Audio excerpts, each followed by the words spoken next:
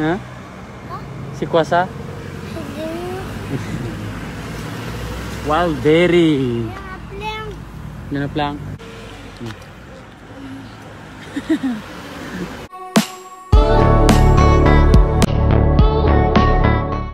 Philmar masayang kapiling muli ang kanyang anak na si Kanoa. Pagkatapos nga ng banding ni Kanoa sa mga kapatid, inihatid ni Philmar ang anak sa bahay ng kanyang ex-girlfriend. Sila'y naglakad nga lang at more banding sa mag-ama. Kitang-kita ang resemblance si Philmar sa anak. French-speaking nga si Kanoa at sanay si Philmar sa ganitong language dahil matagal din siyang tumira sa France noon kasama ang kanyang ex.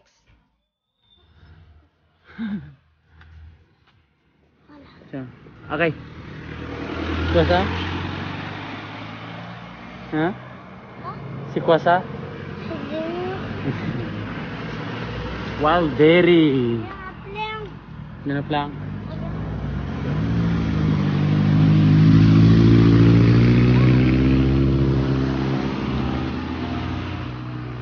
Oh, so good.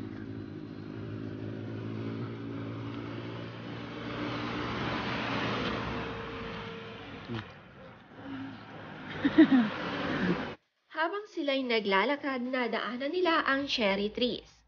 Si Kanoa gustong-gusto ang mga cherries dahil marami nga ito sa kanila. Pumitas naman ang mag-ama at ikinuha nga ni Philmar ng black cherries si Kanoa.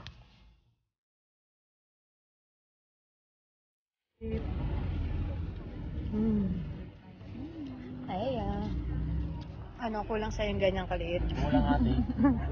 Kulang yung ganyan. Kulang yung ganyang kalaki. Nag-picnic naman ang island family sa beach ng France. Ang pagkain nila sa wakas ay kanin. Na-miss nila ito ng sobra. Kaya naman hindi mapigilan ang pagkain ni na Andy at Philmar at ito'y nabitin. Habang si Kanoa at Lilo nasa buhangin, na-miss nila ang maglaro dito.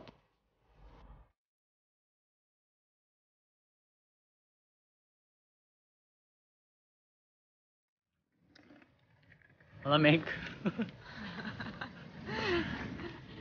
Ambon. Tayo mahal. Shit! Si Philmar niloko naman si Andy na may dumi sa kalsada.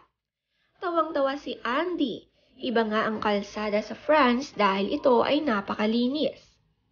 Isang buwan nga silang mamamalagi dito at araw-araw gumagala sila.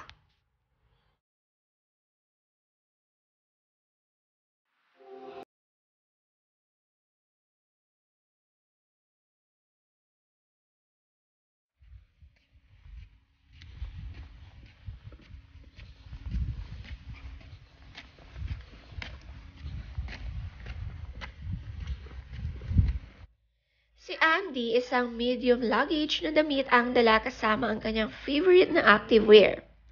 Nagtwining ang mag-ina, Ellie at Andy. Masaya si Andy na kasyang-kasya na ang damit niya kay Ellie, kaya tipid na sila sa space ng luggage.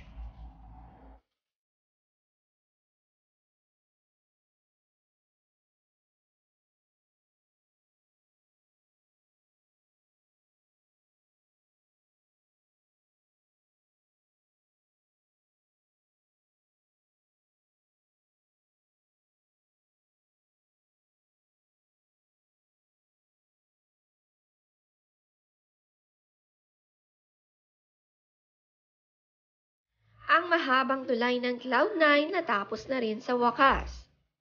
Ito nga ay sa Siargao at in-live ito ni Yogi dala ang aso na si Oatmeal.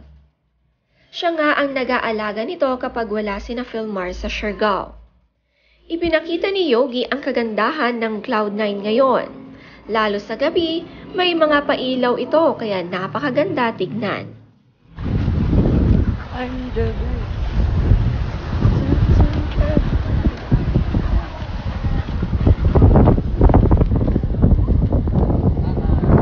Malalim, di ba?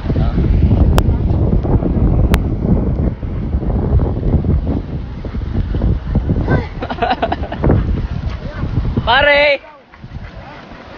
Naka muna ako kaya pag mo instructor. Pag-abot na sa instructor.